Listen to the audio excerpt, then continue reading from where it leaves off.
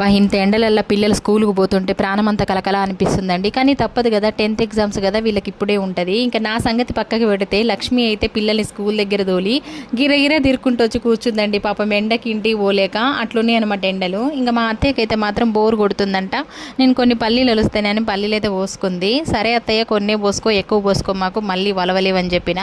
సర్లే అని కొన్ని పోసుకుంది. ఇంకా నేను కూడా ఇవాళ ఎలాగో మిషన్ పని పెట్టుకోలేదండి. బ్లౌజులు హెమ్మింగ్ చేసేసరికి నాకు తలనొప్పి వచ్చేసింది కొంచెం.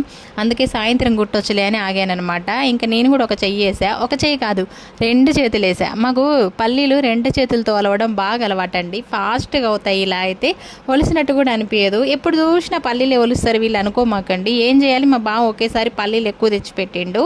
అయితే మేము అప్పుడు కొన్ని ఇప్పుడు కొన్ని ఒలుస్తాం, ఒకటేసారి ఒలవము. కొన్ని ఒలిచినప్పుడు మాత్రమే వీడియో తీసి పెట్టుకుంటాం. కాబట్టి మీకు ఎప్పుడు పల్లీలు ఒలిచినట్టే అనిపిస్తుంది అనమాట.